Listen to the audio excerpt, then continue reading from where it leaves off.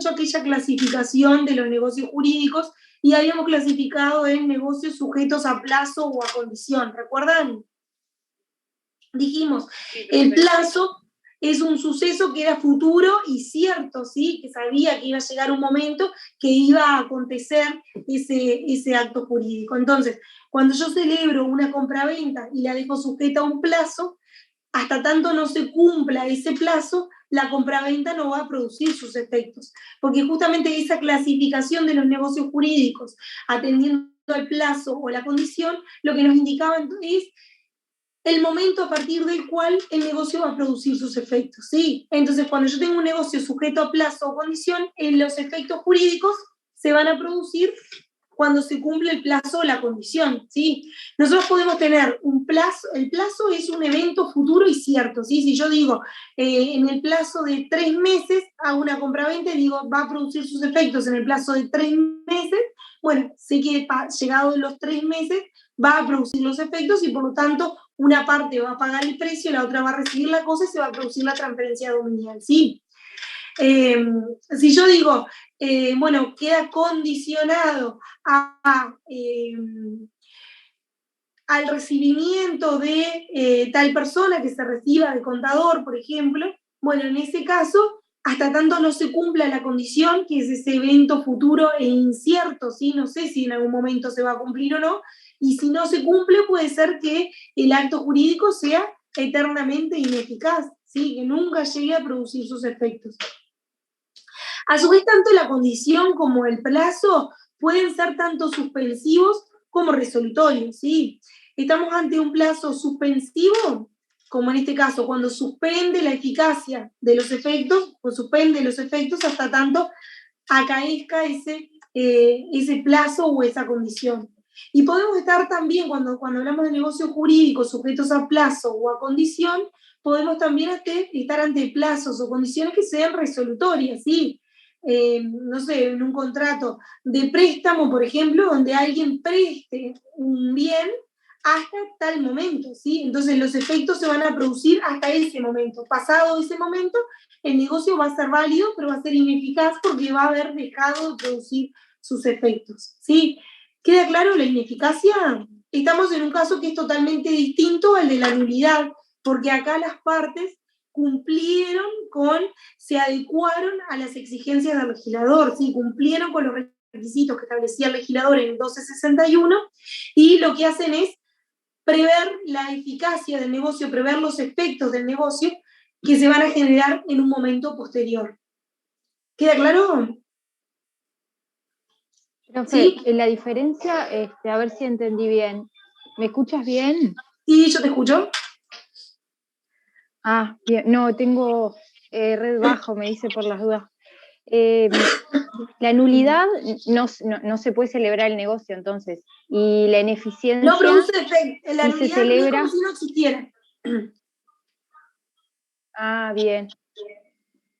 Y la ineficacia del contrato nació a la ineficiencia. vida jurídica. Generó obligaciones entre las partes, pero las obligaciones esas se van a comenzar a regir a partir de un determinado momento. ¿Cuándo va a ser ese momento? Y según lo que se haya pactado, según el plazo o la condición a la cual se haya arribado. ¿Puede ser el caso de las personas mayores cuando venden su casa pero no la entregan hasta que mueran? Bueno, en ese caso, en realidad, ahí lo que ustedes están haciendo referencia es a un usufructo vitalicio que tiene la persona. En realidad, en ese caso es otro tipo, es un contrato que es válido y es eficaz, porque la realidad es que los efectos se producen desde ese momento. Lo que tú me estás diciendo, ¿cómo es tu nombre, perdona? Micaela.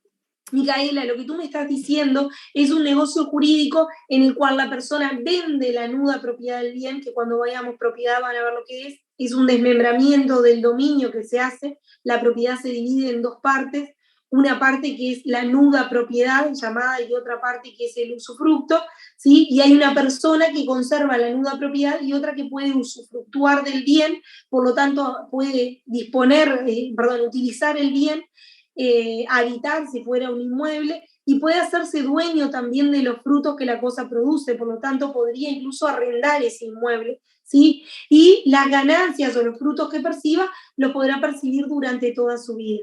Una vez que la persona fallece, automáticamente se consolida la propiedad plena y el nudo propietario pasa a ser propietario pleno de ese bien. Pero en realidad, en ese negocio jurídico, los efectos se van a producir desde el mismo instante en que se celebra el negocio, porque el nudo propietario como tal va a poder disponer libremente de su derecho, salvo que esté sujeto a un plazo o una condición. El nudo propietario, por más que no tenga el usufructo del bien, va a poder disponer de su derecho, va a poder enajenarlo a otra persona, va a poder cederlo, va a poder incluso hipotecar esa nuda propiedad, ¿sí? Entonces este es un caso diferente porque es un contrato tipo que establece el propio legislador, lo permite, ¿sí? Ah, No bien. estaríamos ante un caso de irregularidad en el negocio jurídico, no es una irregularidad, es lo que las partes efectivamente quisieron en ese caso, ¿sí? Bien, lo entendí. Claro. Podríamos, por ejemplo, pensar en un contrato de arrendamiento, en donde una persona, por ejemplo, celebra hoy un contrato de arrendamiento para alquilar una vivienda para veraneo en Punta del Este, por ejemplo. Se dan muchos casos en donde la persona seña una vivienda y recién va a hacer uso de ese contrato, de ese derecho de arrendamiento a partir de enero del año 2023, ¿verdad? Bueno, ese contrato, en donde puede ser que se hayan celebrado un contrato de arrendamiento, ya se estipularon las condiciones, ya se pagó incluso capaz el precio, pero la persona recién va a ocupar el inmueble, a habitarlo, en enero de 2023. Ese es un negocio jurídico que es válido, ¿sí? ¿Por qué? Porque cumplió con todos los requisitos del artículo 1261, las partes tenían capacidad, el objeto era lícito, la causa, perdón, el objeto era lícito y suficientemente determinado, la causa que motivó esa negociación era lícita, ¿sí? Y no existía una solemnidad especial para otorgarse, por lo tanto se puede haber pactado incluso en forma remota, y recién va a producir sus efectos en enero del año 2023, ¿sí? Entonces, ese negocio, ¿qué irregularidad tiene? O cómo lo podríamos mencionar nosotros? Dentro de estas irregularidades que vimos particularidades. Es ineficaz. Es ineficaz, ¿sí? Recién va a producir sus efectos, los efectos jurídicos esperados por las partes, en el mes de enero de 2023, ¿sí? ¿Queda claro? Profe, ¿sería ineficaz a plazo? Ineficaz, produce sus efectos cuando se cumple el plazo. Ahí va. No es a Ineficaz condición. hasta tanto se produzca el plazo, acontezca el plazo. Una vez que acontece el plazo, pasa a ser eficaz. Bien. Y otra irregularidad que nosotros mencionamos dentro de los negocios jurídicos era la inoponibilidad. ¿Se acuerdan que la clase pasada que estuvieron conmigo habíamos hablado de la inoponibilidad de los negocios jurídicos? Habíamos hablado sobre la publicidad que el legislador había estipulado para determinados actos. ¿Recuerdan que habíamos hablado del registro de la propiedad, del registro nacional de actos personales? Que existe un órgano dentro de nuestro país que es justamente la Dirección General de Registro, que depende del Ministerio de Educación y Cultura, y esta Dirección General de Registro es la encargada de registrar todos aquellos negocios jurídicos que el legislador previó que debían de tener o de cumplir con una determinada publicidad, ¿sí? Que por la importancia del negocio ante el cual estábamos, el legislador entendió que tenían que ser conocidos por los terceros ese negocio jurídico, ¿sí? Entonces, en aquellos negocios jurídicos en donde el legislador prevé que el negocio tiene que conocerse o darse a conocer a terceros, por ejemplo, la compraventa de inmuebles, una compraventa de un vehículo automotor, cualquier acto de donación o cualquier acto de enajenación que refiera a bienes muebles, automotores o vehículos, o inmuebles, debe de cumplir con la publicidad. El legislador exige un tipo de publicidad que es la inscripción al registro, ¿sí?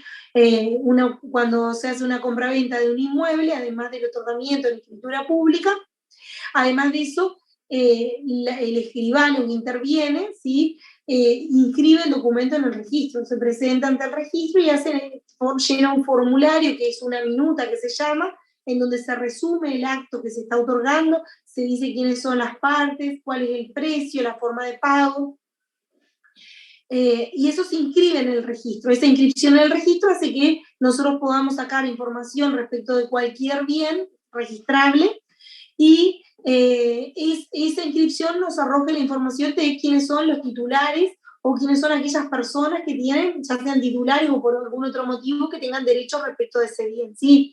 Entonces, la inscripción lo que da es oponibilidad, ¿sí? Da conocimiento a los terceros respecto de esa situación jurídica. Entonces, esto nos da también seguridad jurídica. Nosotros cuando compramos un inmueble o cuando compramos un vehículo, sabemos que obteniendo la información registral podemos saber que el bien está libre de embargos, gravámenes, de prendas, hipotecas. Esa es la forma que tenemos de conocer que ese bien no está afectado por ningún tipo de gravamen, ¿sí? Que no hay ningún acreedor que quiera atacar ese inmueble, ¿sí? Entonces, la inscripción en el registro hace oponible el acto a los terceros, por lo tanto lo hace conocible a los terceros, y a su vez también nos garantiza que a la persona que está adquiriendo que si inscribimos con prioridad antes que la otra persona, vamos a tener un mejor derecho respecto de ese bien. La oponibilidad hace eso, que el acto realizado, ¿sí?, es oponible, por lo tanto es conocible por los terceros. La inoponibilidad, por lo contrario, lo que dice es que el acto realizado no es posible hacerlo valer frente a terceras personas que no pudieron conocer, ¿sí?, que no tuvieron la posibilidad de conocer ese negocio jurídico. Entonces no podemos hacer valer un negocio jurídico frente a terceros. Cuando el acto no es inscribible, cuando no se inscribe en el registro, no se cumple con el requisito de publicidad, entonces ese acto estará viciado por una irregularidad que va a ser la de inoponibilidad, ¿sí? Son los casos, como les decía, en los que se omitió cumplir con el requisito de publicidad que ordena la ley, ¿sí? Ese negocio jurídico es válido entre las partes. ¿Por qué? Porque se celebró entre personas que eran capaces, se obtuvo el consentimiento, se cumplió capaz que con la solemnidad, si se trataba de inmuebles, el hecho de otorgarse en escritura pública. Seguramente el objeto es lícito y suficientemente determinado. Y es lícita también la causa que motivó la obligación, ¿sí? Entonces, es válido entre las partes, genera obligaciones entre las partes, ¿sí? Genera obligaciones de tipo personal entre las partes, pero los efectos de ese negocio no pueden oponerse a terceros que no intervinieron en el negocio y que no tienen otra forma de conocer ese negocio jurídico, ¿sí? Si alguien mañana vende un inmueble, nosotros no tenemos, más allá del registro y de la obtención de la información registral, no tenemos forma de saber si la persona es la titular o no. De hecho, en apariencia, frente a los ojos de todos, ¿sí?, el titular del inmueble generalmente es quien ocupa el inmueble, pero existen otros títulos por los cuales nosotros podríamos ocupar un inmueble sin ser propietario. Podríamos estar a título de comodatario, a título de arrendatario. Pueden existir otros títulos por los cuales yo puedo ocupar un bien, y bueno, y la forma de saberlo es obteniendo la información registral que nos va a decir quiénes son los titulares de ese bien. ¿Queda claro? Entonces, la inoponibilidad es esta irregularidad en la cual la persona, el tercero, no conoce la situación jurídica. ¿Por qué? Porque no participó del negocio, porque no se lo notificó de ese negocio, porque hay diferentes formas de conocer un negocio jurídico. La persona puede enterarse, ya sea por la información registral, o puede enterarse incluso porque fue notificado por la persona respecto de ese negocio, ¿sí? ¿Queda claro esto? ¿Sí? Profe, ¿cuál puede ser un ejemplo de eso? Y ya te digo, una compraventa de un inmueble que se cumplió con todos los requisitos, se otorgó en escritura pública ante un escribano, pero por determinado motivo no se inscribe en el registro. Puede ser que el escribano no lo haya inscrito, se olvidó, puede ser que haya quedado las partes obligadas a inscribirlo y no lo inscribieron, ¿sí? Se les pasó, no sé, se les pasó el plazo, se olvidaron, quedó mal inscrito, puede ser algo de eso. Y alguien saca información y no sabe que ese tercero es propietario. Si cae un embargo contra el vendedor y esa compraventa no estaba inscrita, quedó afectado el bien. ¿Queda claro? Sí, ahora sí, profe. Sí, bien. Y habíamos mencionado también, dentro de las irregularidades de los negocios jurídicos, habíamos mencionado también aquellos vicios de la voluntad o defectos de la voluntad en sí, que también implican irregularidad de los negocios jurídicos, por cuanto el negocio jurídico no produce los efectos queridos por las partes por determinados motivos. Podría ser, habíamos visto los casos en donde la persona cometía un error, por ejemplo, ¿sí? Decíamos, bueno, el error era una de las consecuencias que podía distorsionar la voluntad de la persona, ¿sí? Y habíamos mencionado, ¿se acuerdan la clase pasada que habíamos hablado del error como justamente como manifestación de voluntad que produce un vicio dentro de la voluntad, ¿sí? El artículo 1269, estoy buscando acá, del Código Civil, está en sede de consentimiento y hace referencia a que el consentimiento no es válido cuando ha sido dado por error, arrancado por violencia o sorprendido por dolo, ¿sí? En esos casos, entonces, el consentimiento, dice el legislador, no es válido, ¿sí? Ahí hemos mencionado el 1270 también la clase pasada, respecto de la ignorancia de la ley, ¿sí? Que el error en cuanto a las normas jurídicas no sirve de excusa, ¿sí? No es válido, ¿sí? Y luego hablamos del consentimiento que era arrancado por violencia o sorprendido por dolo, ¿sí? La violencia, cuando hacíamos referencia a la violencia, hacíamos referencia a la violencia tanto física como a la violencia moral, pero en ambos casos, para que produzca la nulidad del negocio jurídico, había que considerar la calidad de la persona y las condiciones de la persona, si efectivamente esa violencia física o moral realmente le puede haber ocasionado una fuerza suficiente como para haber producido o haber otorgado el negocio jurídico, ¿sí? Y el artículo 274 dice: la violencia física o moral invalidará el contrato aunque se haya empleado por un tercero que no intervenga en él.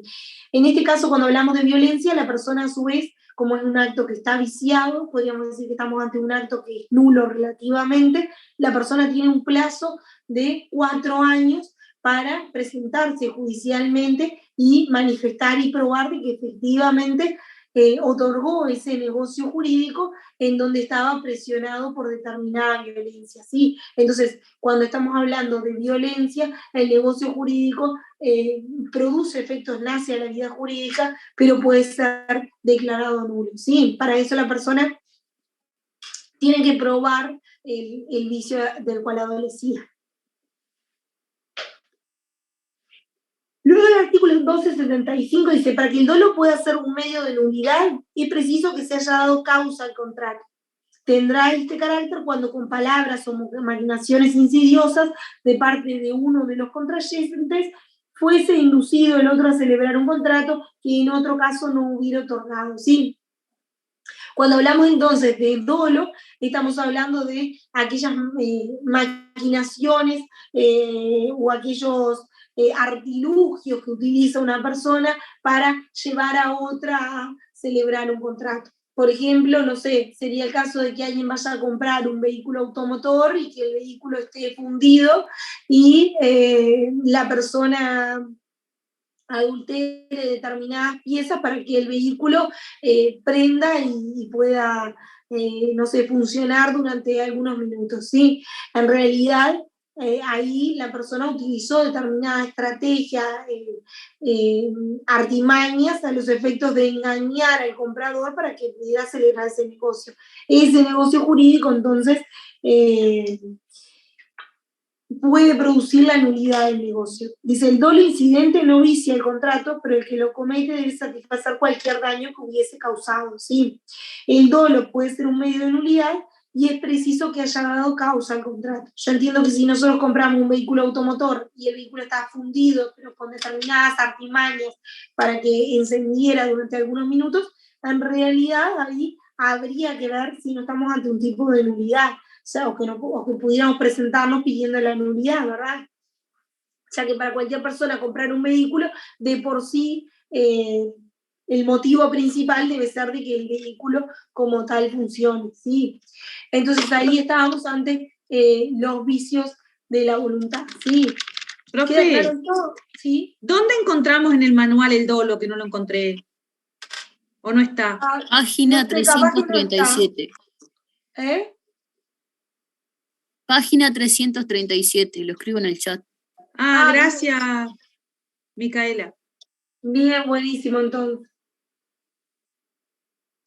Buenísimo entonces.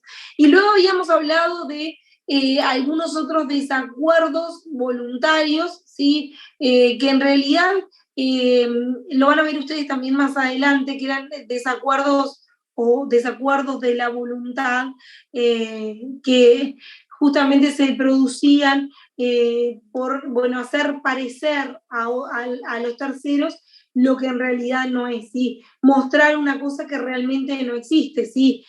Hay un desacuerdo de la voluntad, pero en realidad es del tipo etimológico, ¿sí? Es hacer simular o dar el aspecto o la semejanza de algo que no es verdadero, ¿sí?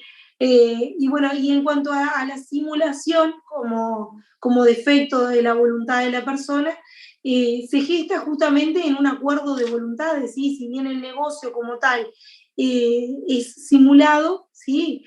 En realidad se produce a partir de un acuerdo de voluntades entre aquellas personas que quieren producir la simulación, ¿sí? Y dentro de la simulación vamos a tener el negocio jurídico que las partes se celebran, que podríamos decir el acuerdo simulatorio, ¿sí? Consiste en aquel acto realizado con forma de apariencia, y luego tenemos el negocio, perdón, el contradocumento, que es el que viene a mostrar o a traducir entre las partes ese acuerdo de simulación, ¿sí? En nuestro derecho no existe, no está regulada la simulación como tal, únicamente tenemos un artículo que hace referencia a la simulación, que es el 1605, si mal no recuerdo.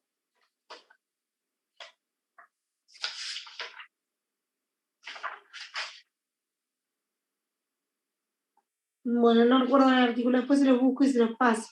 Me parece que era 1605, después se los busco y se los paso. Únicamente tenemos un artículo que hace referencia a la simulación, y en realidad hace referencia a los contradocumentos como tales, que son válidos entre las partes y sus herederos, ¿sí? Y tienen un efecto probatorio en cuanto al acto simulado, ¿sí? Y podemos encontrar frente a la simulación una simulación absoluta cuando se da un acuerdo de partes que tratan de aparentar una situación que en realidad no existe, ¿sí? Las partes realizan un negocio, ¿sí? Que en definitiva no va a modificar la situación preexistente, ¿sí? Por ejemplo, quien hace una compraventa con un tercero para traspasarle sus bienes únicamente en forma simulada, ¿sí? Quien traspasa los bienes a un testaferro, que se llama, por ejemplo, que se hace llamar. En ese caso, aquella persona que traspasa o que compra sus bienes a nombre de un testaferro, en definitiva, la intención que tiene esa persona no es la de celebrar un negocio efectivamente con el testaferro, sino que lo que está haciendo es un acto simulado, por lo tanto, es una enajenación simulada de ese bien, pero en definitiva, en el contradocumento, la intención, la voluntad de las partes no era hacer esa transferencia dominial, ¿sí? Entonces ahí estaríamos ante un tipo de simulación absoluta, ¿sí? Se genera un negocio, se crea el negocio, pero en definitiva no hay una intención de que ese negocio produzca efectos, ¿sí? Y luego tenemos una simulación de tipo relativo, ¿sí? cuando existe una modificación en la situación jurídica preexistente, pero el negocio real y querido no es el que se aparenta, ¿sí? Hay un negocio simulado que oculta otro negocio que sí es la voluntad de las partes, ¿sí? El negocio simulatorio oculta un negocio que es real, ¿sí? Por ejemplo, aquella persona que en lugar de hacer una donación, para que no sepan que está donando un bien, hace una compraventa simulada, ¿sí? Entonces ahí estaríamos ante un tipo de simulación relativa, porque la persona en realidad tiene una intención de producir una modificación en la situación jurídica preexistente, pero la modificación que tiene intención de producir no es esta a la que están arribando, ¿sí? ¿Queda claro? ¿Sí o no? Sí, profe. Sí, profe. Bien. Y luego tenemos también dentro de las simulaciones, a su vez también la simulación relativa, la podemos clasificar en simulación relativa o simulación subjetiva, ¿sí? Cuando estamos ante una simulación relativa o objetiva, ¿sí? Puede tratarse de una simulación en la naturaleza del contrato, ¿sí? Que está celebrando, por ejemplo, aquella persona que simula una donación y en realidad está haciendo una compraventa o viceversa, ¿sí? Y también puede ser una simulación en los elementos del contrato, ¿sí? Que en este caso generalmente tiene por finalidad, no sé, la evasión en índole tributario, por ejemplo, ¿sí? Por ejemplo, se vende un inmueble de $100.000, pero las partes quieren que se escriture en $50.000. Podría ser un ejemplo. Entonces, en ese caso hay una voluntad generalmente que podría ser para evadir o pagar menos impuestos, ¿sí? Entonces, ahí hay una simulación relativa, objetiva. ¿Por qué? Porque están simulando algunos elementos de ese contrato, ¿sí? El contrato en sí existe, ¿sí? En una compraventa, por ejemplo, la compraventa se celebra, cumple con todos los requisitos, las partes son las partes que celebran el contrato, pero los elementos están en alguna forma adulterados, ¿sí? Y luego tenemos simulación relativa, que puede ser también, ¿sí? Perdón, ¿y en ese caso se nula el contrato o no? No, en realidad nosotros uno de los elementos esenciales para la validez del contrato es el consentimiento, ¿verdad? Tiene que haber ese acuerdo de voluntades. Entonces, aquella persona que quiera atacar el contrato por simulación, bueno, tendrá que presentarse judicialmente a pedir justamente a presentarse pidiendo una acción simulatoria, ¿sí? Y justamente la acción simulatoria lo que trata de intentar la persona es de demostrar o de presentar todos aquellos indicios que demuestren de que la persona estaba haciendo parecer algo que no era así. Por ejemplo, mañana la Dirección General Impositiva quiere demostrar que un negocio en el cual se vendió un inmueble por $100.000 en realidad valía 200. Y bueno, tendrá algunos elementos de prueba, como por ejemplo, no sé, los movimientos de dinero que hayan realizado las partes, que en el mercado existían otros bienes similares con mayor valor, ¿sí? Habrán determinados elementos que hagan presumir de que efectivamente el precio no era ese que se estableció en el documento, ¿sí? Bien. Entonces, mediante la acción simulatoria lo que se va a tratar va a ser de anular ese negocio jurídico, producir la nulidad del negocio. ¿Por qué? Porque no se formó el consentimiento como tal, porque hay justamente una irregularidad en ese consentimiento, ¿sí? Hay un vicio en ese consentimiento, ¿sí? Bien, gracias, profesor. No, de nada. Y luego decíamos, cuando hablamos de la simulación, podía ser simulación relativa, subjetiva, ¿sí? Cuando se producía por interposición de personas, ¿sí? En este caso lo que se simula es el sujeto del negocio jurídico, ¿sí? Se oculta el verdadero interesado y se hace aparecer a una persona que en realidad no es la persona que efectivamente está comprando. Por ejemplo, alguien que compra, un padre que compra el nombre de sus hijos, por ejemplo, ¿sí? O alguien que compra el nombre de otra persona. Por supuesto, un apoderado puede ser. No, porque el apoderado actúa por orden y cuenta Por orden y cuenta del... Ahí va. Exacto, los efectos jurídicos se producen en el patrimonio del poderdante, ¿verdad? Esto es diferente. Acá se celebra un negocio y en realidad se ponen los bienes a nombre de una persona que actúa por sí, no va a actuar por medio o podrá actuar por medio de un representante, pero no va a actuar, no va a comprar para el representante. ¿Queda claro? Sí. Esta es la figura que seguramente ustedes lo conocen como el testaferro, ¿sí? También se llama hombre de paja, lo llaman en algunos textos también, ¿sí? Entonces, en cuanto a la simulación relativa, decíamos, estaríamos entonces ante una interposición relativa subjetiva, estaríamos ante una interposición, ¿sí? de personas, ¿sí? Y en cuanto al régimen de la simulación, ¿sí? Cuando se declara justamente la nulidad del negocio simulado, la reconstrucción del negocio oculto debe hacerse íntegramente, ¿sí? Y hay que extraer entonces todos aquellos elementos que permitan individualizar cuál es la intención efectivamente querida por las partes, ¿sí? Para luego aplicar ese negocio jurídico al régimen jurídico que les debe aplicar, ¿sí?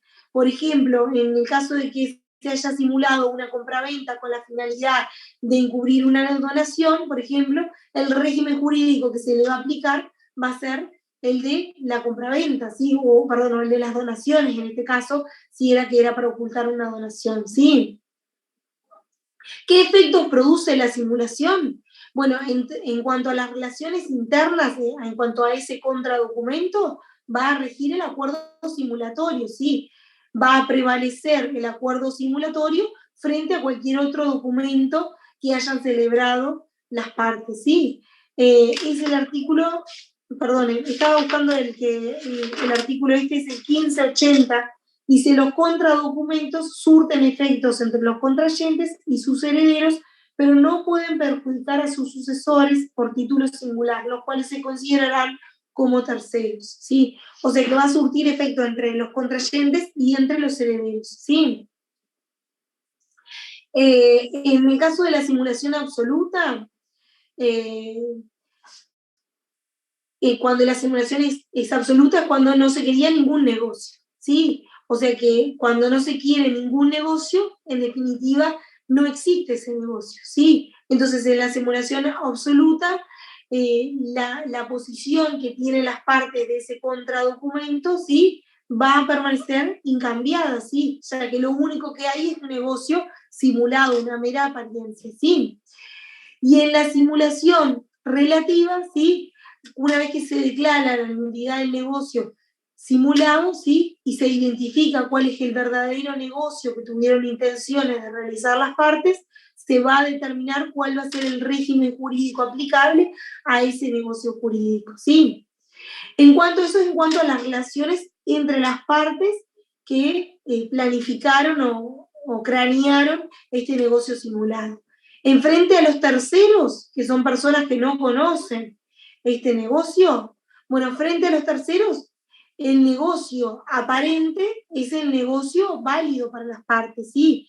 El tercero desconoce el acuerdo simulatorio, ¿sí? Por lo tanto, no le es oponible ese negocio que celebraron, ¿sí? O sea que el negocio que vale, que tiene validez para los terceros, es el negocio simulado, ¿sí? Ese negocio simulado tiene la calidad de válido o representa válido frente a los terceros, ¿sí? ¿Por qué? Porque los terceros desconocen totalmente, si son terceros de buena fe, desconocen totalmente ese acuerdo simulatorio que tenían entre las partes. ¿Queda claro? ¿Cómo probamos la simulación? Frente a los terceros, a los efectos de probar la simulación, no existe ningún tipo de limitación, sino que van a recurrir y van a tratar de recolectar, ¿sí? Toda aquella mayor cantidad de pruebas y de indicios que hagan presumir que ese negocio es simulado, ¿sí? En cuanto frente a las partes, entre las partes de esa relación jurídica, bueno, se ha discutido el alcance, porque bueno, el artículo, como decíamos, el 1580 hacía referencia a que los contradocumentos surten efecto entre los contrayentes y sus herederos, ¿sí? Entonces las partes necesitan el contradocumento para probar la simulación, ¿sí? No puede recurrir a otros elementos probatorios ni a la prueba de indicios, sino que se ha entendido de que el contradocumento es lo que va a surtir efecto entre las partes, ¿sí? Sin embargo, alguna parte de la doctrina ha entendido que efectivamente podrían estar o podrían recurrir también a la prueba de indicios, ¿sí? A los efectos de determinar la presunción, la simulación, ¿sí? Entonces, acá lo que estábamos viendo, con esto estamos terminando la parte de hechos y actos jurídicos, que es la primera parte esta introductoria o de introducción que habíamos mencionado al principio. ¿Les queda alguna duda respecto de hechos o actos jurídicos? ¿No? Por ahora no, profe. Bien, importante. Entonces, si les parece, vamos a seguir entonces con la parte de personas, ¿sí? O sea que nos vamos alejando entonces de la parte introductoria, ¿sí? Se supone que, bueno, que con esta parte introductoria hemos adquirido las nociones básicas del derecho, ¿sí? Por lo tanto, ustedes deberían de tener hoy un conocimiento de qué es el derecho, ¿sí? Qué son las normas jurídicas, los hechos y actos jurídicos, ¿sí? Deberíamos de hoy poder responder determinadas preguntas, ¿sí? Que las van a tener seguramente en el parcial referente justamente al derecho en sí como la parte introductoria, ¿sí? A las normas jurídicas, a las diferentes fuentes del derecho que habíamos mencionado, ¿sí? De dónde surgía el derecho, ¿sí? A las diferentes escuelas en materia de interpretación e integración, ¿se acuerdan? Y bueno, y al contenido en general del derecho civil y los hechos y actos jurídicos y las clasificaciones que habíamos mencionado, ¿sí? Para poder ahora entrarnos en lo que es el concepto de personas, ¿sí? Hablamos de esta parte de personas, que vamos a entrar ahora a detallar, y cuando hablamos de personas, vamos a hablar, esta parte hace referencia a la persona como tal, a la persona como un concepto jurídico en realidad. Vieron que nosotros veníamos de hablar de las relaciones jurídicas recién, y decíamos, bueno, las relaciones jurídicas están formadas por personas, los negocios jurídicos están formados por sujetos de derecho, ¿sí? Entonces, cuando hablamos de personas, en nuestro derecho lo que nos interesa es, bueno, ¿quiénes son sujetos de derecho? ¿Quiénes tienen la posibilidad de participar de las relaciones jurídicas, ya sea por sí o por medio de un representante? ¿Quiénes son quienes tienen esa posibilidad? ¿Qué les parece a ustedes? ¿Quiénes pueden participar de las relaciones jurídicas?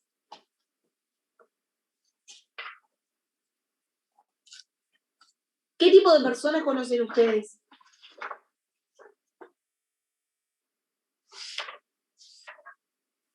Persona física y persona jurídica. Ahí está, como dice la compañera Sandra, ¿no? Sí. Ahí está, como dice Sandra, entonces, tenemos dos tipos de personas, o sea que el concepto de persona que nosotros mencionamos es un concepto amplio de personas, así que vamos a hablar. Dentro del concepto de personas no se limita únicamente a la persona como persona física, sino que además de las personas físicas, convivimos también con las personas jurídicas, que es aquella agrupación de individuos que cumple con determinados requisitos que el legislador prevé, y eso le da legitimidad para participar en la vida jurídica, ¿sí? Y justamente para participar y para que los efectos de aquellos negocios jurídicos en los que participa se produzcan en el propio patrimonio de la persona jurídica, ¿sí? que sea independiente del patrimonio de sus propios afiliados. Entonces, esos son las personas, ¿sí? ¿Podría repetir eso de la persona jurídica? Porque no de las personas jurídicas, que en las relaciones jurídicas, como ya hemos mencionado antes, existen, no están formadas únicamente por personas físicas, sino que, como decía Sandra, además de las personas físicas, están las personas jurídicas, ¿sí? Las personas jurídicas son aquella agrupación de individuos que tienen un fin común, ¿sí? Que aportan determinados bienes o dinero a la agrupación, ¿sí?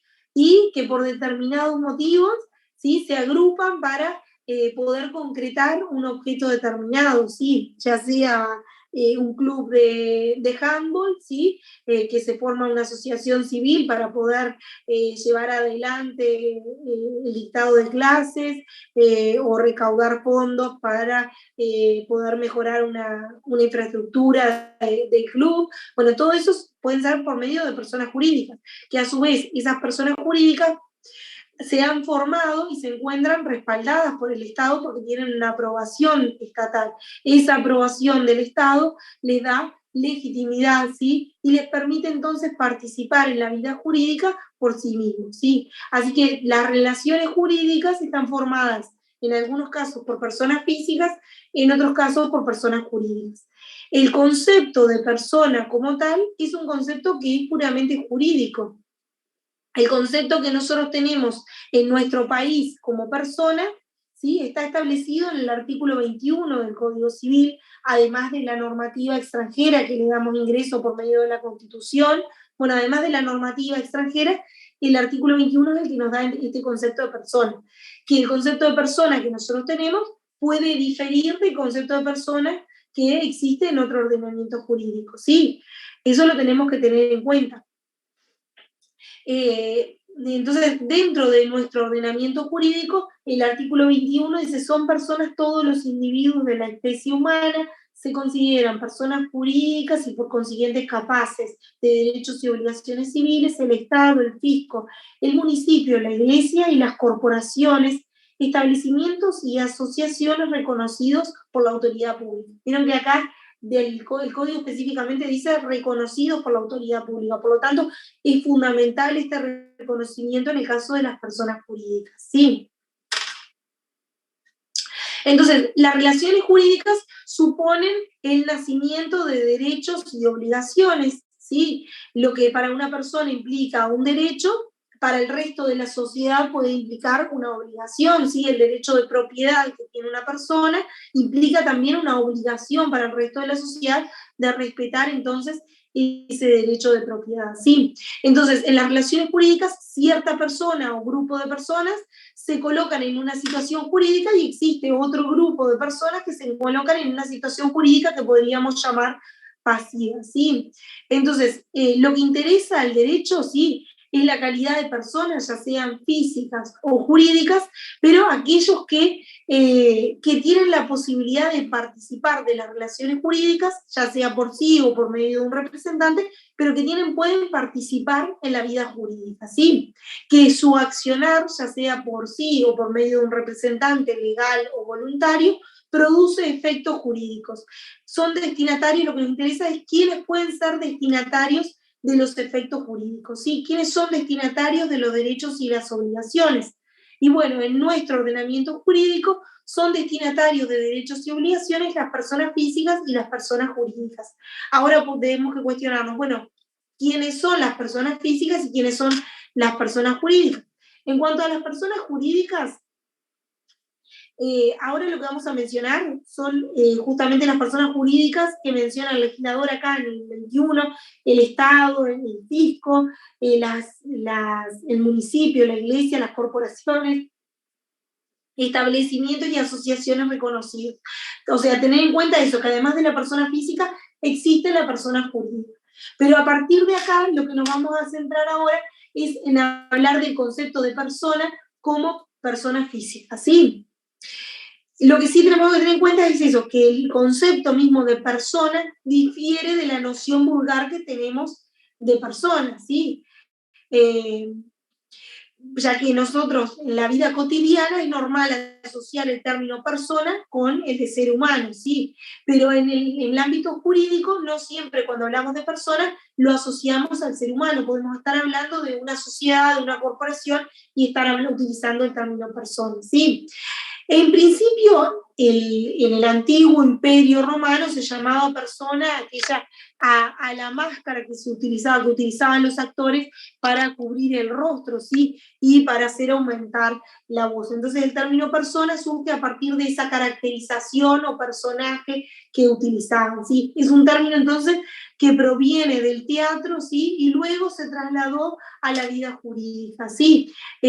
Vendría a ser el papel o el personaje del individuo en la sociedad, ¿sí? Por eso es que el término persona o personare, que era como se llamaba, de la forma como sonaba esa persona, era como el papel que tenía el individuo dentro de la sociedad, ¿sí?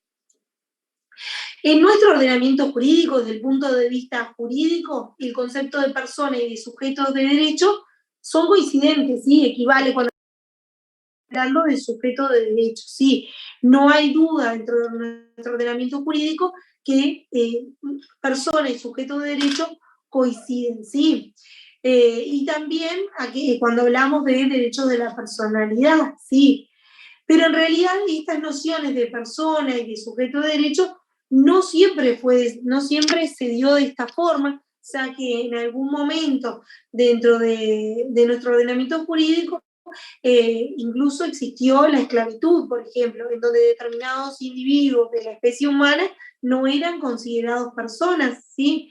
Entonces, también existió el instituto de la muerte civil, en donde algún individuo por determinados ilícitos que cometiera, se le anulaba prácticamente, se le anulaba en la vida jurídica, ¿sí? Se dejaba de considerar como persona, ¿sí? Y por lo tanto no era sujeto de derecho, ¿sí? En algunos actos gravísimos se anulaba a la persona, ¿sí? Se le quitaba esa calidad de persona.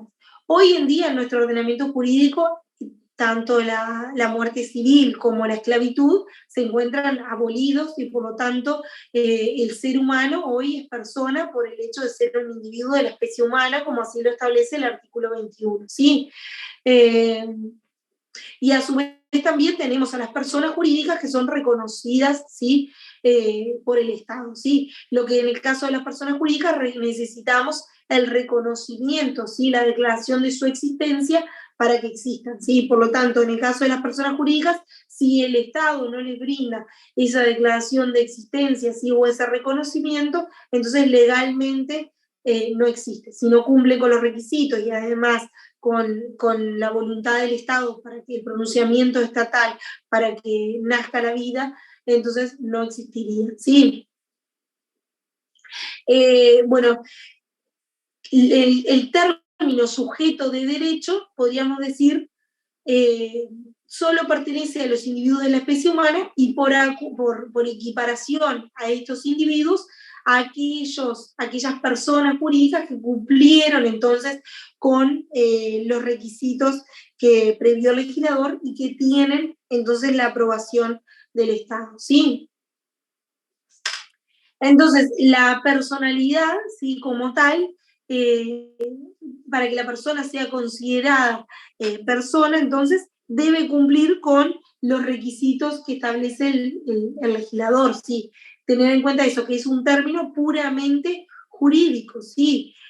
Lo que determina la existencia de una persona es el reconocimiento que el ordenamiento jurídico le da, o sea, la capacidad de goce de esa persona, la posibilidad de ser titular de derechos y obligaciones. Eso es lo que determina que una persona sea sujeto de derechos, ¿sí? Y que por lo tanto sea persona, ¿sí?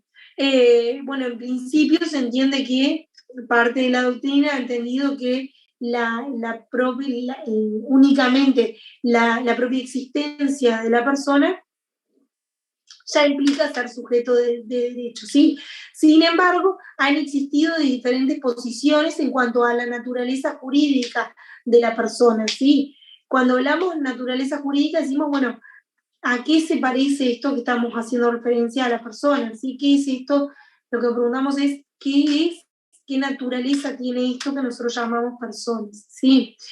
Sí, siempre tenemos que tener claro que el concepto de persona es puramente jurídico, es una atribución del ordenamiento jurídico que permite que aquellas personas que cumplen con esos requisitos, que alcanzan esa condición, puedan ser destinatarios de efectos jurídicos, ¿sí? Entonces, tener en cuenta eso, el término persona no es exactamente igual en todos los ordenamientos jurídicos, ¿sí? En los países civilizados y en nuestro país, todo hombre o todo ser humano, todo hombre o mujer, es sujeto de derechos, ¿sí? Porque se suprimió la esclavitud, se suprimió la muerte civil. Entonces, la calidad de ser humano asume o brinda inmediatamente la calidad de persona y por consiguiente los derechos de la personalidad, ¿sí? Esto surge, decíamos, del artículo 21 del Código Civil, que dice, son personas todos los individuos de la especie humana, ¿sí? También de la Declaración Universal de Derechos Humanos, que hace referencia al artículo 6, a que todo ser humano tiene derecho en todas partes al reconocimiento de su personalidad jurídica, ¿sí? Entonces, el reconocimiento de la personalidad jurídica es dependiente de cada ordenamiento jurídico, ¿sí? Perdón. Dentro de nuestro ordenamiento jurídico, a su vez, cuando los individuos de la especie humana tienen esta característica de ser considerados personas, ¿sí? Y a su vez cumplen con las características de la propia personalidad, ¿sí? La calidad de persona, ¿sí? Trae aparejada entonces los derechos de la personalidad, ¿sí? Es una cualidad que es abstracta, ¿sí? Que es una condición que es previa para la adquisición de cualquier derecho u obligación, ¿sí? Es algo que nosotros necesitamos ser personas para poder participar de la vida jurídica, ¿sí? No es algo que pueda ser graduable, ¿sí? No es que podemos ser más persona o menos persona, sino somos sujetos de derecho o no somos sujetos de derecho, ¿sí? Tenemos capacidad de goce o no tenemos capacidad de goce, ¿sí? Más allá de que tengamos o no capacidad de ejercicio y de que la persona pueda por sí misma producir los efectos jurídicos. Lo importante es que la persona tenga capacidad de goce que pueda ser titular de los efectos jurídicos, ¿sí? Una persona que sea considerada incapaz, ya sea por su edad o por su condición, es persona. ¿Por qué? Porque es sujeto de derecho, ¿sí? Es posible, tiene la posibilidad de participar de las relaciones jurídicas. No puede hacerlo por sí mismo porque el ordenamiento jurídico, para protegerlo, prevé que esté representado por otro sujeto, ¿sí? Tendrá que actuar por medio de los representantes legales, pero su actuación por medio de los representantes legales, cumpliendo con los requisitos que dispone el legislador, va a permitirle participar de las relaciones jurídicas y por consiguiente que esa participación produzca efectos jurídicos válidos entre las partes, ¿sí? Y a su vez, el concepto de persona no es algo que esté sustraído a la autonomía de la voluntad de las partes, ¿sí? No se puede negociar si la persona es o no persona. No es algo que sea negociable, ¿sí? Es algo que está dado por el ordenamiento jurídico, ¿sí? Y solo se extingue con la muerte de la persona, ¿sí? Entonces, en cuanto a la extinción, al momento de finalización de la persona, podemos decir que finaliza en el momento de la muerte, ¿sí? Ahora, ¿cuándo se produce el comienzo de la persona? ¿Desde cuándo somos personas? Respecto del comienzo de la personalidad y de las personas físicas que estamos hablando acá, existen diferentes posiciones al respecto, ¿sí? La determinación del momento en que se verifica el comienzo de la personalidad ha sido una cuestión debatida por la doctrina uruguaya y por la doctrina en general, ¿sí? Y se han sostenido tres posturas que han sido diversas, ¿sí? Y que según donde sitúan el comienzo de la personalidad, es que la podremos clasificar en teoría de la concepción, teoría del nacimiento, ¿sí? Y después vamos a ver la teoría que vamos a llamar compleja, ¿sí? Y bueno, justamente en la doctrina uruguaya existen diferentes posiciones, existen diferentes autores, ¿sí? Que vamos a ver ahora más adelante, diferentes autores que se han adherido a una u otra postura. A nosotros académicamente lo que nos interesa es que ustedes conozcan cuáles son las 3 posiciones que existen al respecto y que si se les pregunta respecto del comienzo de las personas físicas, que se explayen y desarrollen las 3 posiciones, más allá de que se adhieran o no a una posición, lo importante, perdón, lo importante es que conozcan las 3 posiciones. Cada uno podrá adherirse a una postura u otra, pero sí es importante entonces que conozcan las 3 posiciones, ¿sí? La primera postura que nosotros vamos a hacer referencia es la postura que ha sido sostenida por la doctrina uruguaya, por el autor Gatti y también por Sestao, y esta se basa en el artículo 835 del ordinal primero y en el artículo 216, ¿sí? De ordinal tercero, el cual hoy ha sido derogado, es inexistente, ¿sí? Y esta postura lo que indica, si quieren leemos el artículo 835 del Código Civil, se llama postura compleja, o la llamamos compleja, por cuanto requiere más de un requisito para el nacimiento de la personalidad. El artículo 835 del Código, que se los voy a leer acá, dice hace referencia, está en materia de testamento, ¿sí? Ahí está este artículo. Dice, son incapaces el que no estuviese concebido al tiempo de abrirse la sucesión, aunque concebido no naciere viable conforme a lo dispuesto en el inciso tercero, artículo 16. El inciso tercero del artículo 16 es el que está al día de hoy, es el que nos daba el concepto de viabilidad, ¿sí? Y que al día de hoy está derogado en nuestro ordenamiento, ¿sí? Entonces, esta postura que llamamos compleja, así que decíamos la postura de Gatti y también de Sestao, decía, bueno, para que sea persona se requieren, para que un individuo sea considerado persona, se requieren 3 requisitos. En primer lugar, el nacimiento, en segundo lugar, la viabilidad, y en tercer lugar, que viva por más de 24 horas naturales. Cuando estamos hablando entonces de viabilidad, la expresión viabilidad, existen 2 tipos de viabilidad. La viabilidad propia, que tiene que ver con la madurez del feto, ¿sí? La vida intrauterina, que tiene que darse, de acuerdo a la legislación uruguaya, en un tiempo de 180 días. ¿Sí? Esto está basándose en datos biológicos. ¿Sí? Entiende que el feto debe haber vivido más de 180 días adentro del útero materno, lo cual en realidad, por el avance de la ciencia y todo, al día de hoy podría un individuo con menos de 180 días dentro del útero materno, podría incluso vivir, ¿sí? Puede nacer y puede, asistido por determinados, por aparatos en incubadora y todo, podría vivir y transformarse en una persona hábil, ¿verdad? Entonces, cuando hablamos de la viabilidad, hace referencia a 2 tipos de viabilidad. Esta postura dice, bueno, la persona tiene que haber vivido 180 días dentro del útero materno, o el feto tiene que haber vivido 180 días dentro del útero materno, y a su vez hablamos de la viabilidad que llamamos impropia, ¿sí?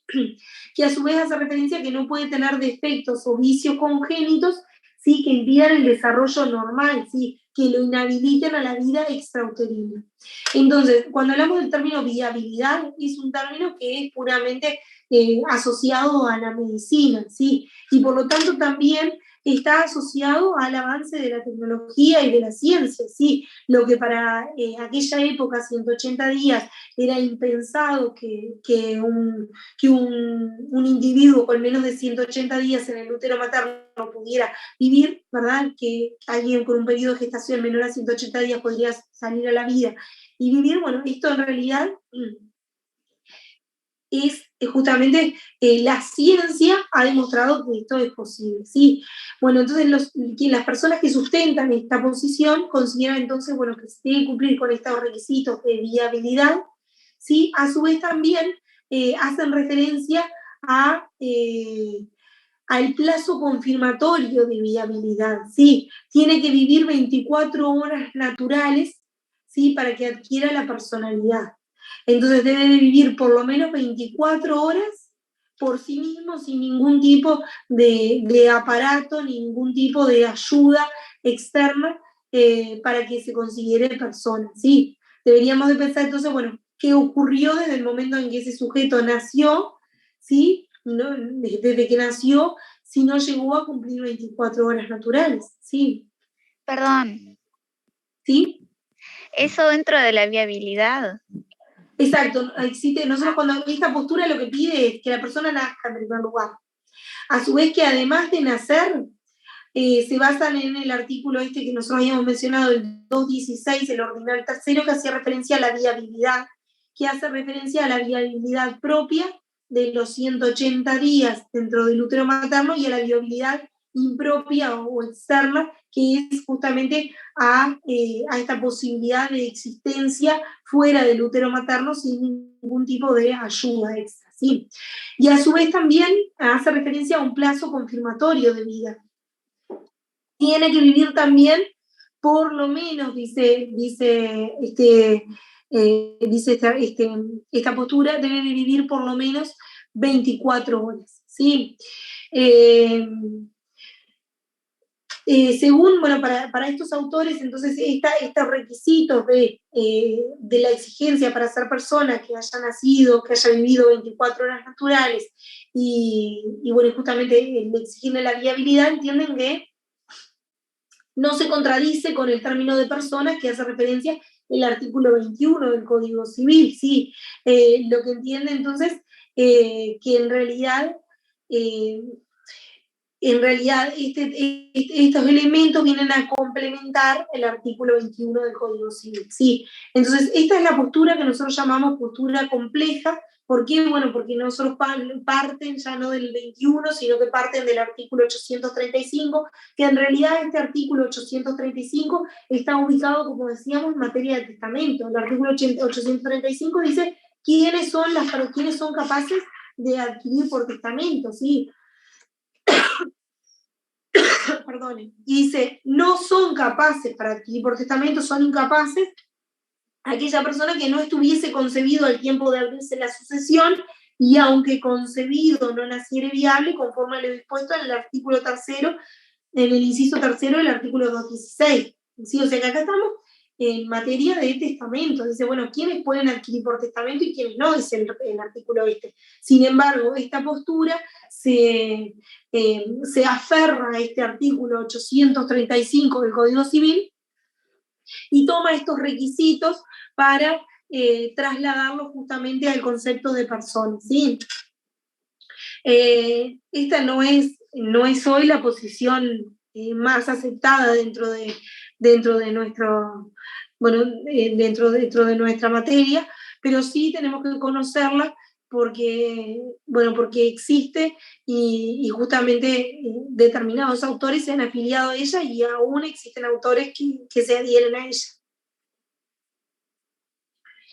Luego tenemos la posición del autor del campo, ¿sí? Que hace referencia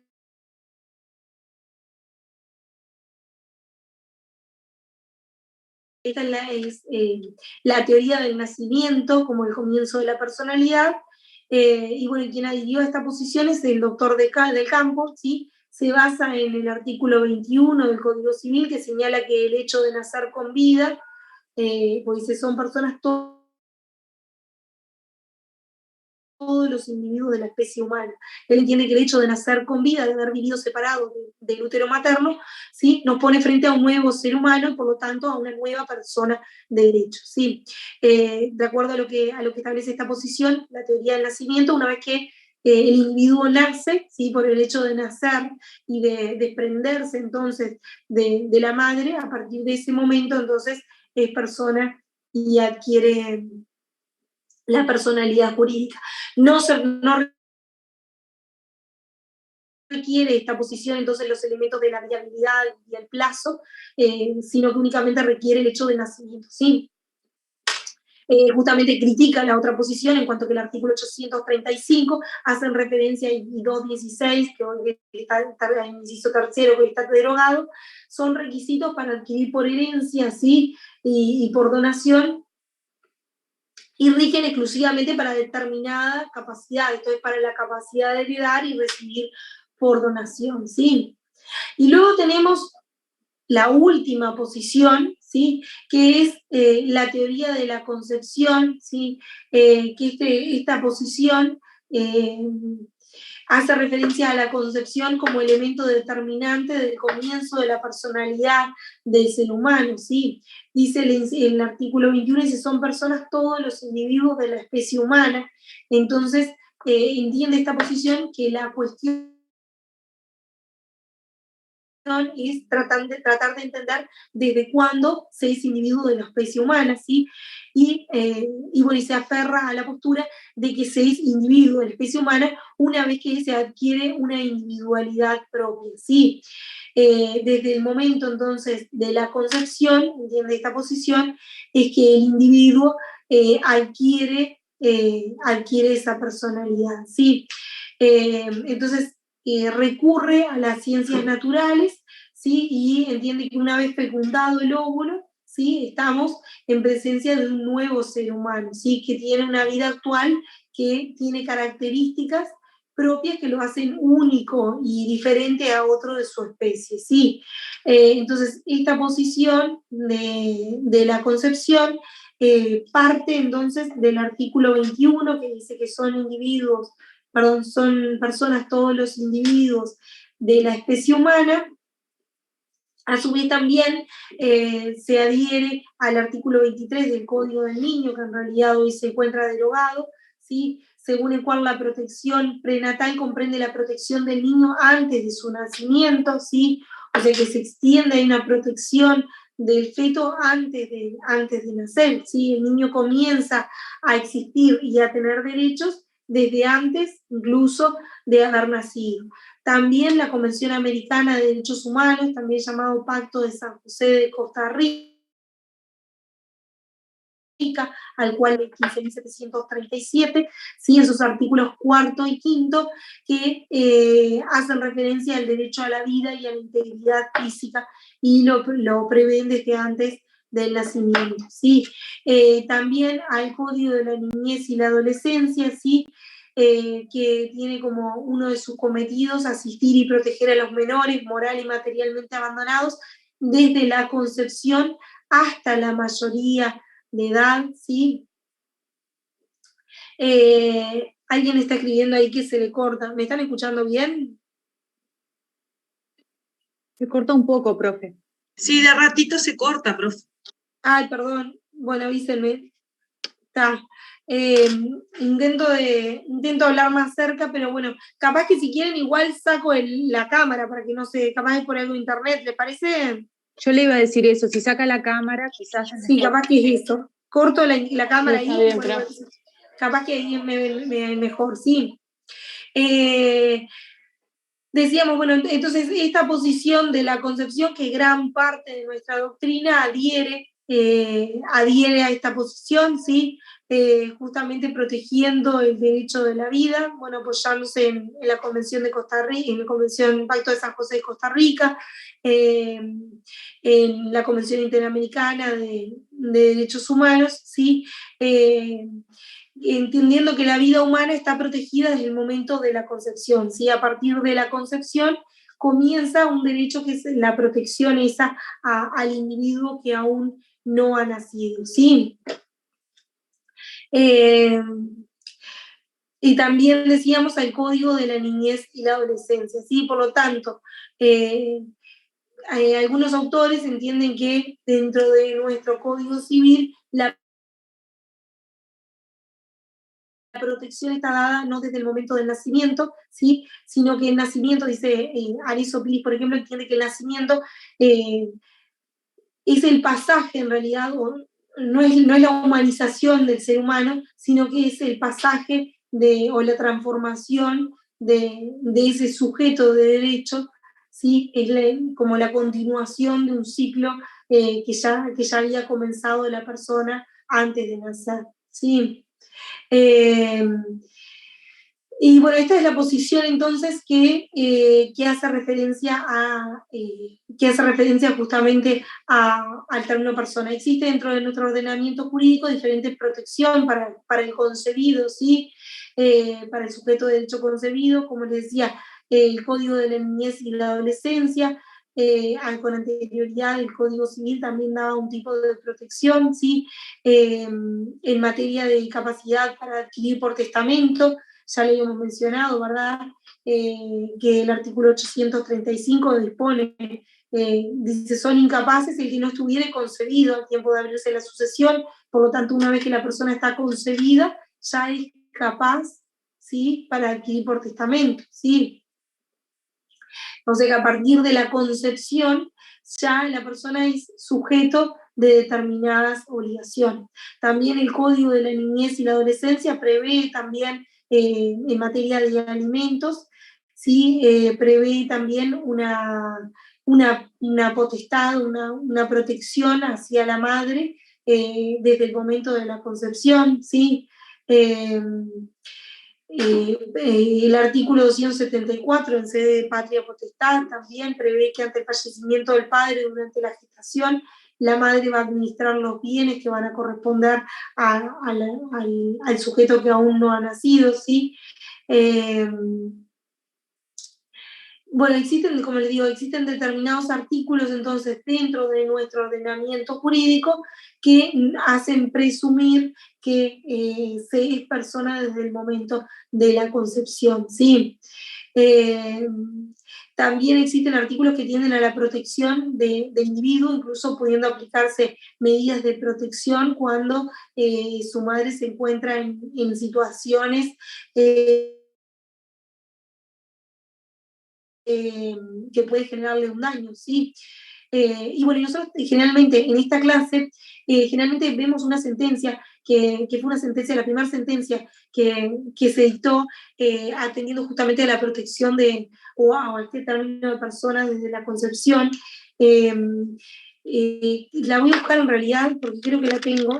Denme un segundo. Fue justamente cuando surgió, a ver si lo tengo acá. Fue justamente cuando surgió perdón, pero creí que lo tenía acá. Cuando surge la posibilidad esta de la ley de interrupción voluntaria del embarazo, a ver si lo tengo. Bueno, tengo acá en realidad, fue en el año 2017, cuando justamente surge la ley 18.987 de interrupción voluntaria del embarazo, en donde bueno, se presentó un padre justamente haciendo alusión a que se oponía a esa interrupción del embarazo, aun cuando la madre estaba dentro del plazo de las 12 semanas que permite la ley. Se presentó un padre pidiendo judicialmente, iniciando una acción a efectos de interrumpir esa posibilidad de la madre de abortar, ¿sí? En forma lícita, ¿sí? Y este es un fallo que no tenía precedentes hasta ese momento en la legislatura uruguaya, ¿sí? Y bueno, y se dio justamente en un juzgado del interior del país, y la jueza, que era Pura Buc Silva, hizo lugar al pedido de amparo de un padre que se presentó para que se suspendiera el procedimiento de interrupción voluntaria del embarazo que había iniciado su pareja o la madre de la criatura.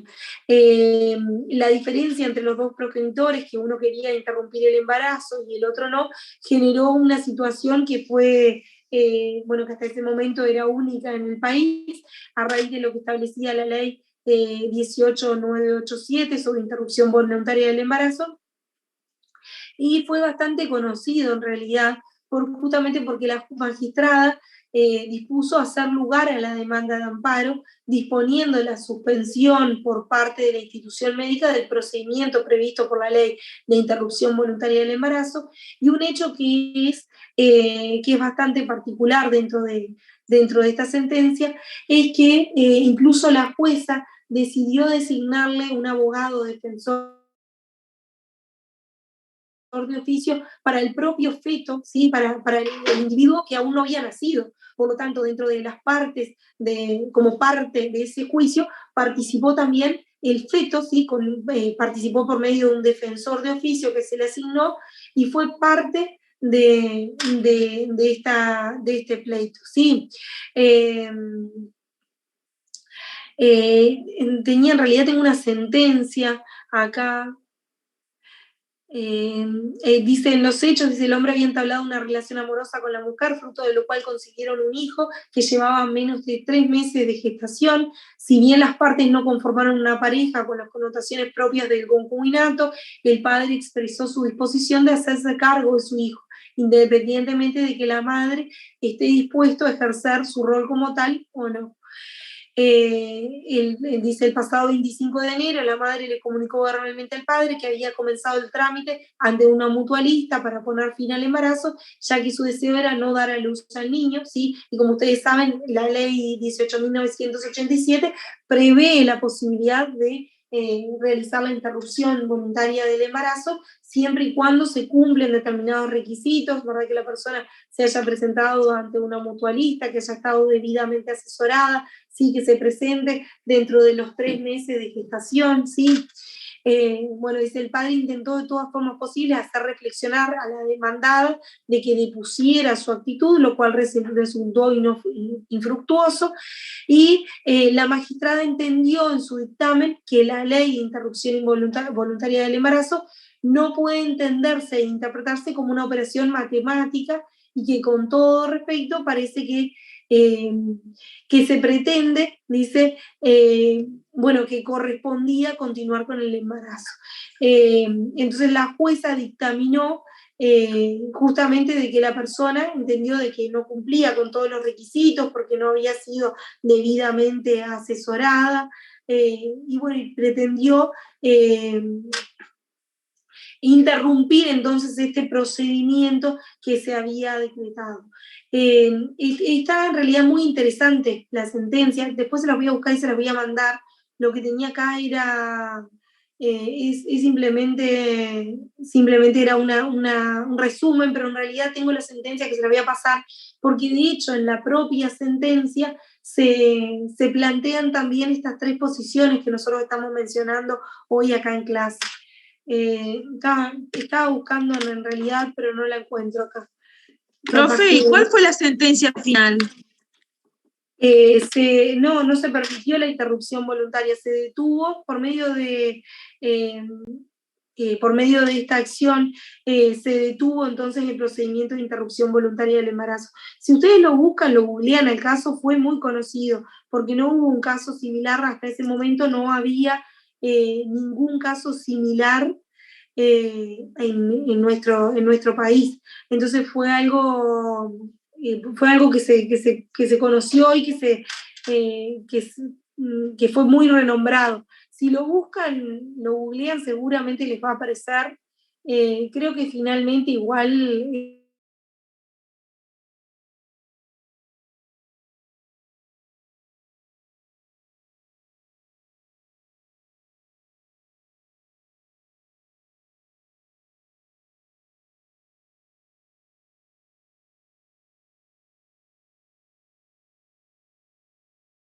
capaz que lo tengo impreso, y de pronto por eso no lo encuentro.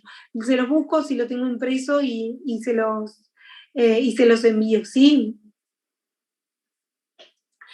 Bueno, entonces decíamos, a partir de... ¿Me escuchan ahí? ¿Alguien está diciendo que no me escuchan? Sí, recién se le había sí, cortado un poco ahí. Bien. Ahora bien. Sí, ahora escuchan bien. Perfecto.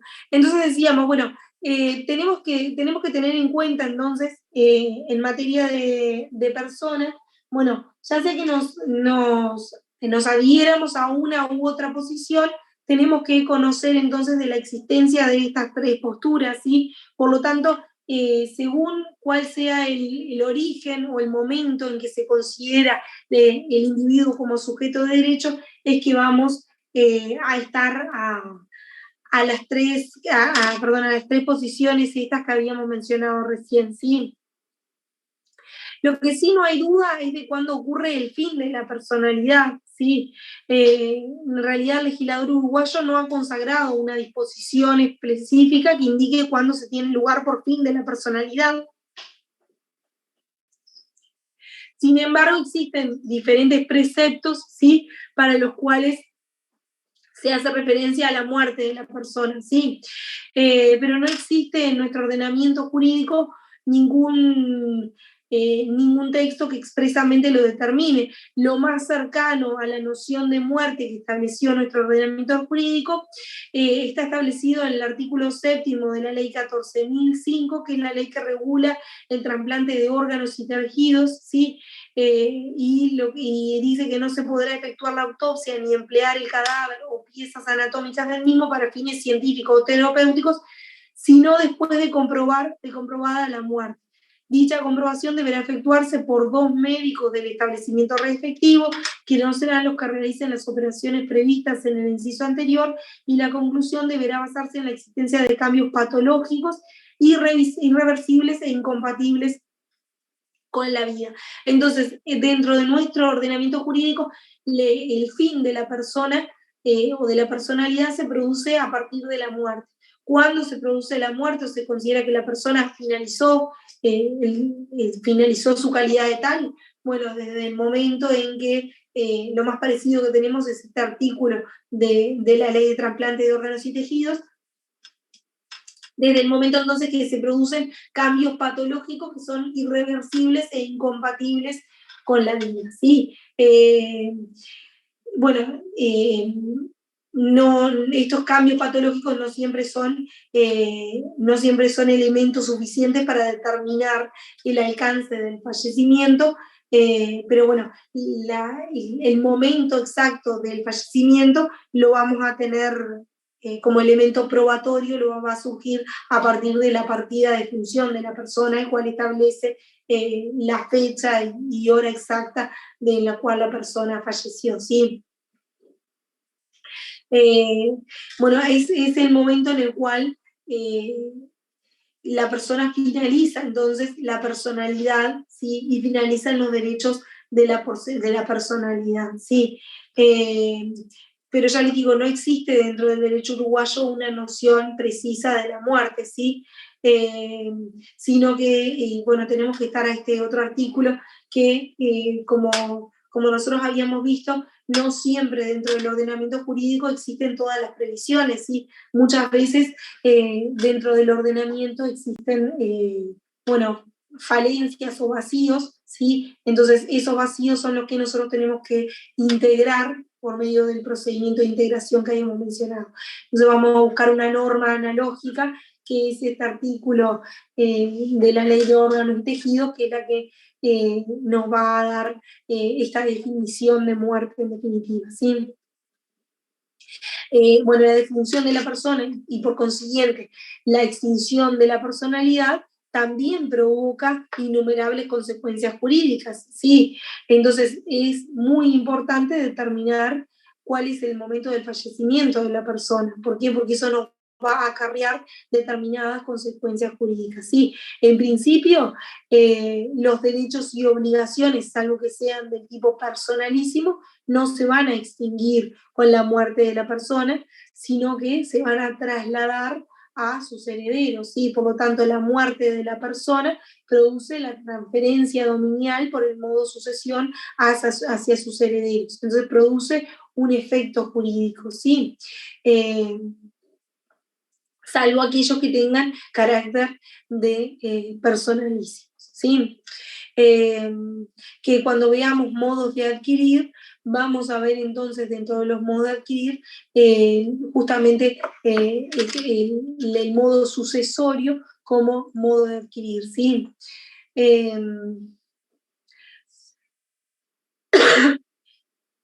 El propio término persona trae consigo también determinados atributos de la personalidad, ¿sí? La persona como tal, desde el momento del nacimiento y hasta la muerte, tiene entonces determinados atributos de la personalidad que son elementos que diferencian a una persona de otra, ¿sí? Dentro de los atributos de la personalidad vamos a encontrar el nombre, el domicilio, el estado civil de la persona, ¿sí? Son elementos entonces que diferencian a una persona de otra, ¿sí? Nuestro legislador, cuando hace referencia a personas, hace una primera clasificación de las personas. La primera clasificación de personas que habíamos visto era según si eran personas físicas o jurídicas, ¿verdad?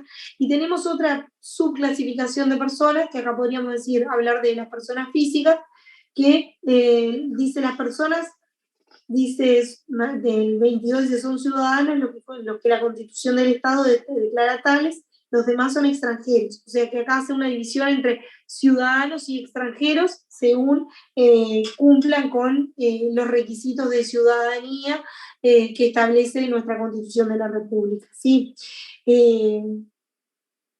A su vez, dice la ley oriental no reconoce diferencia entre orientales y extranjeros en cuanto a la adquisición y goce de los derechos civiles que regula este código, o sea que no existe diferenciación en cuanto a lo que regula el código en materia en esta clasificación de orientales o extranjeros, ¿sí? Y luego el artículo 23 dice las personas son además domiciliadas o transeúntes.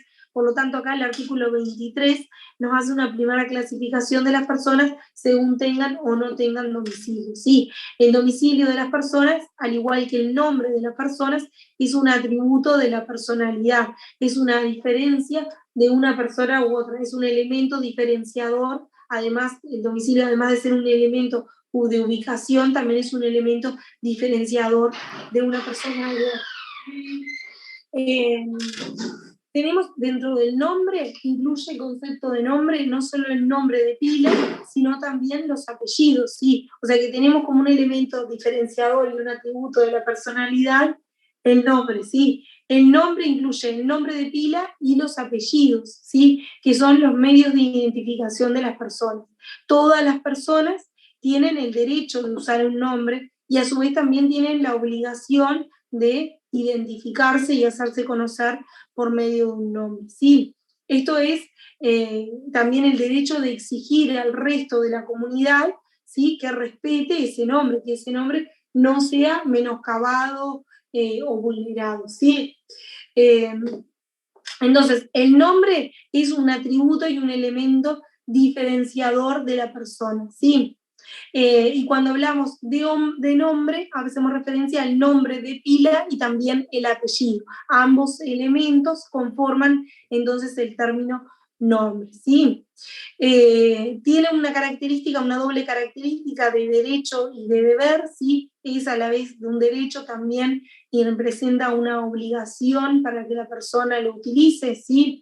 Y para el resto de la sociedad de que no se apropie de un nombre que no le pertenece, ¿sí? Y también que respete el nombre de esa persona. En cuanto al nombre, el nombre de pila como tal, el primer elemento que compone el nombre, es un elemento que está dado por la propia, por la familia, en realidad, por la madre, el padre, quien haya inscripto a ese individuo. Entonces, el nombre pila va a ser lo que la selección que haga la persona que inscribió, ¿sí? Aquella persona que haya ido a inscribir al individuo.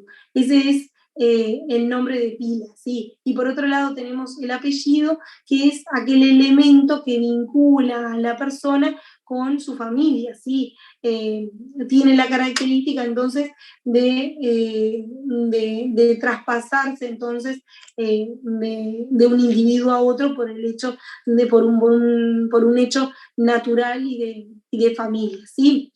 En cuanto al nombre de pila, Existe amplia libertad para la utilización del nombre de pila, ¿sí?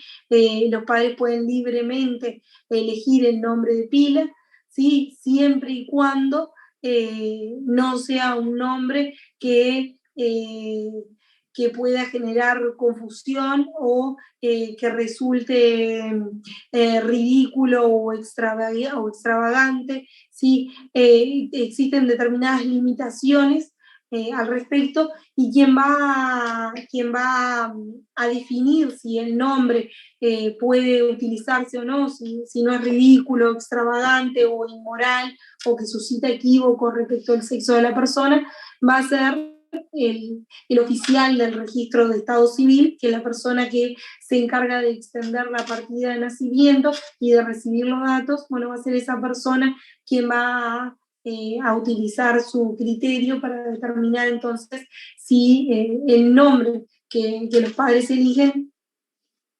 como nombre de pila, entonces si cumple con los requisitos, si no se aparta entonces de los requisitos que establece el legislador. Y por otra parte, entonces decíamos, tenemos el nombre del apellido, que es el otro elemento que forma parte del nombre, y acá lo que tenemos que tener en cuenta es que la ley de matrimonio igualitario vino a establecer determinadas modificaciones en cuanto al nombre, la ley 19.075, ¿sí? Quería buscarlas acá. Establece determinadas modificaciones a los artículos del Código Civil que hacen referencia al nombre. Y quería mencionarles acá, en materia de nombres, quería leerles la ley acá.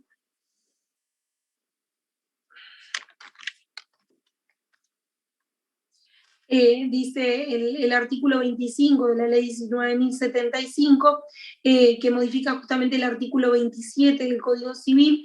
Si les parece, para la clase que viene, yo les sugiero que busquen el artículo 25 de la ley 19.075, que hace esta modificación al Código Civil al artículo 27 de nombre, ya que todo lo que ustedes van a ver en el manual referente al nombre, en realidad está totalmente modificado por justamente la ley de matrimonio igualitario, ¿sí?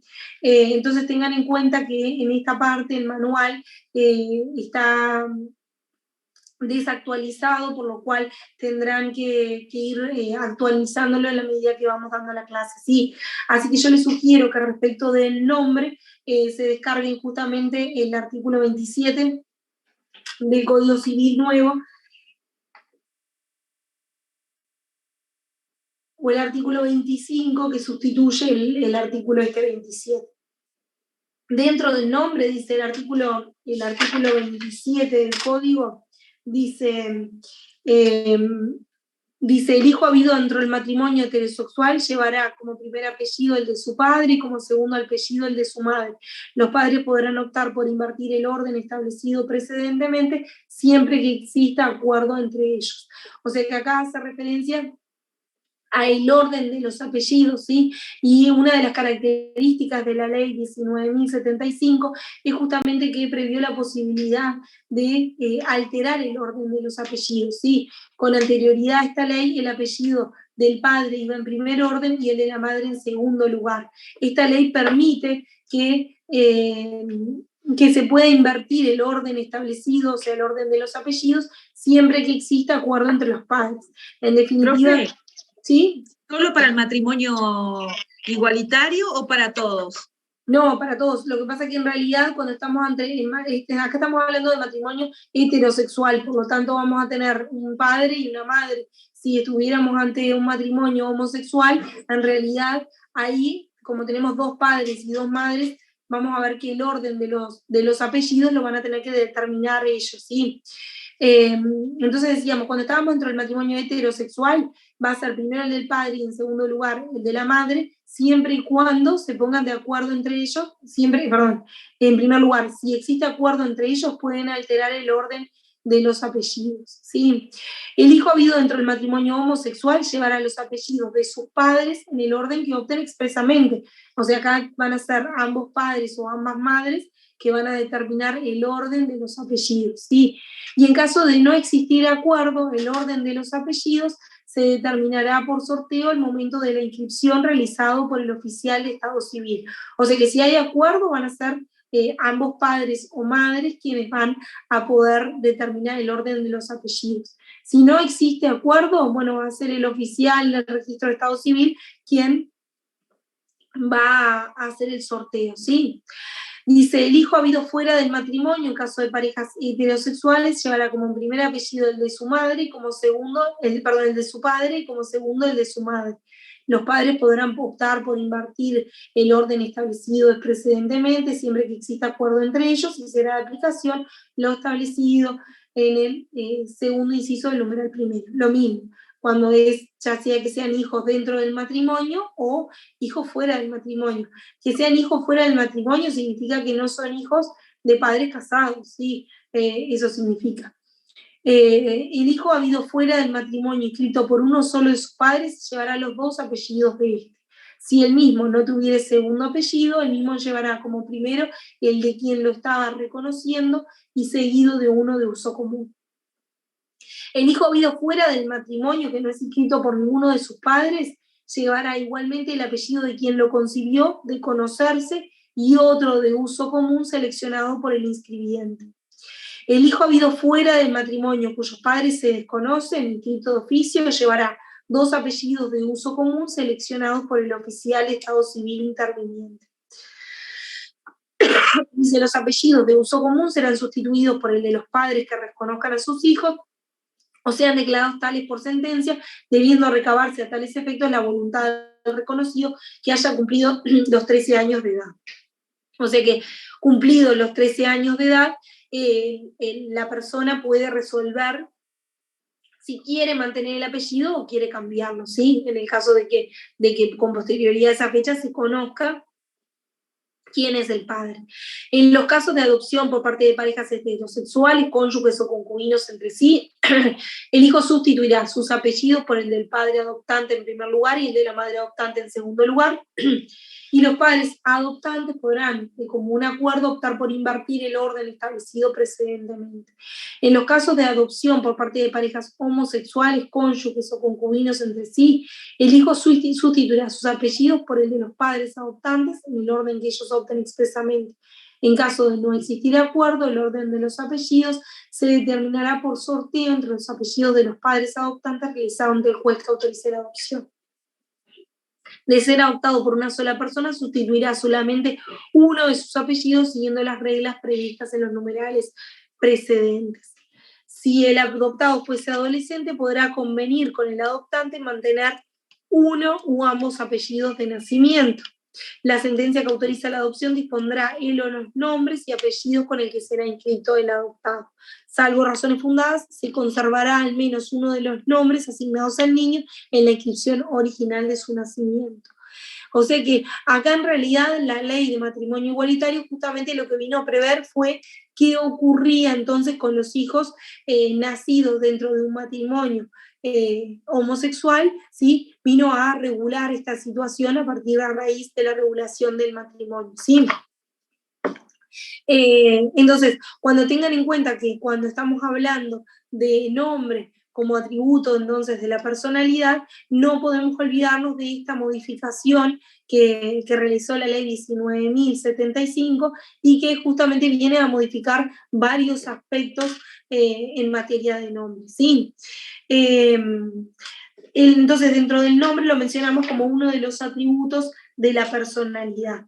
Si les parece, yo les sugiero, para no empezar ahora con otro atributo que sería domicilio, el que empieza, yo les sugiero quedarnos por acá, si les parece, y la clase que viene vamos a hacer un repaso de esta parte de nombre y de la parte de personas, que es con lo que estamos comenzando ahora, y seguimos con la parte de domicilio, si les parece, ¿sí? Profe, esos artículos eran el 25 y el 27, ¿no? Es el artículo 27 del Código Civil, que está dada por la redacción. O sea, si ustedes miran, si ustedes buscan el artículo 27 del Código Civil, en INPO lo van a tener ya redactado de esta forma. Si tienen un código viejo, como el mío, por ejemplo, van a tener que buscar la modificación del artículo, van a tener que buscar el artículo 25 de la ley 19.075 y ahí van a ver qué hace la modificación esta. Si lo buscan en INPO directamente, buscan el artículo 27 del Código Civil. Y ya de paso, se pueden también imprimir todos los artículos que hacen referencia a personas y al estado civil de las personas, que es con lo próximo también, ¿sí? Así que si les parece, ya podrían buscar también del artículo, yo les diría que traten de imprimirse del artículo 25 al 80 por lo menos, para la clase que viene continuar con esos puntos, ¿sí? Bueno, si les queda alguna duda, la clase que viene la despejamos y bueno, volvemos a repasar estos temas. Así que si les parece, vamos terminando por acá. Que pasen bien, gracias. Nos vemos el jueves próximo. Igualmente. Bueno, gracias, profe. Gracias, profe. Gracias.